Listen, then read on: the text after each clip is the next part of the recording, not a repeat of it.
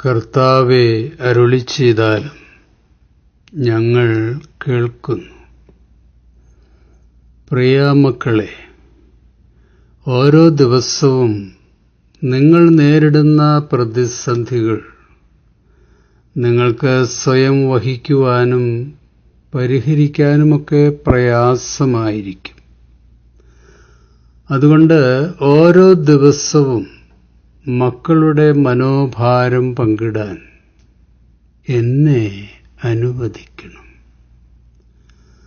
സ്വന്തം പരിമിതികൾ അറിയുന്ന അനേകം മക്കൾ എൻ്റെ കരങ്ങളിൽ അവരുടെ ഭാരങ്ങൾ ഇറക്കി വെച്ച് ആശ്വാസം കണ്ടെത്തുന്നുണ്ട്. എന്നാൽ ചില മക്കൾ സ്വന്തം കഴിവിൽ അമിത ആത്മവിശ്വാസമുള്ളവരാണ്. അവർ ആരുമായി ഭാരങ്ങൾ പങ്കുവെക്കില്ല.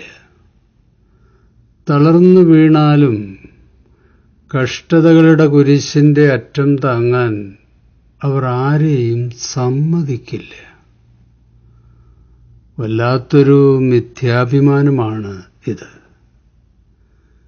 ഇതൊരിക്കലും നല്ലതല്ല മക്കളെ.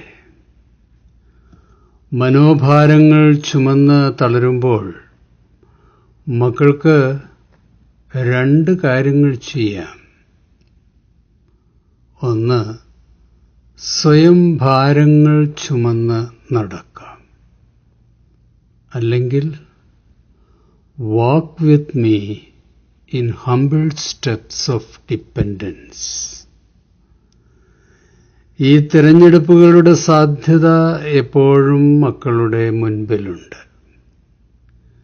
കാര്യങ്ങളൊക്കെ ഭംഗിയായി പോകുമ്പോൾ എൻ്റെ ആവശ്യം പലപ്പോഴും മക്കൾക്ക് തോന്നാറില്ല. എന്നാൽ നിരാശയുടെ ചുഴിയിൽ തുഴഞ്ഞ് തളരുമ്പോൾ എന്നെ വിളിക്കാൻ മറക്കരുത്. ഞാനെപ്പോഴും ഒരു വെളിപ്പാട് അകലെയുണ്ടായിരിക്കും. മക്കൾ ആവശ്യപ്പെടുന്ന ഏത് നിമിഷത്തിലും സഹായവുമായി ആശ്വാസപ്രദനായ സഹായകൻ നിങ്ങളുടെ അടുത്ത് നിങ്ങളിൽ തന്നെ ഉണ്ടാകും. ഇത് ഞാൻ എൻ്റെ മക്കൾക്ക് നൽകുന്ന ഉറപ്പാണ്. പ്രതിസന്ധികളുടെ തിരമാലകളിൽ സന്തുലിതാവസ്ഥ, ബാലൻസിംഗ് നിലനിർത്തുവാൻ മക്കൾ പഠിക്കണമെന്നാണ് എൻ്റെ ആഗ്രഹം. പ്രതിസന്ധികൾ പഠിപ്പിക്കുന്ന സന്തുലിതാവസ്ഥയുടെ പാഠങ്ങൾ മക്കളെ മറ്റൊരു വിധത്തിലും നിങ്ങൾക്ക് പഠിക്കാൻ കഴിയില്ല. എന്തൊക്കെയാണെന്നോ ആ പാഠങ്ങൾ? നിങ്ങൾ കരുണയുള്ളവരായിരിക്കണം. But don't let people abuse you. എല്ലാവരെയും വിശ്വസിക്കണം.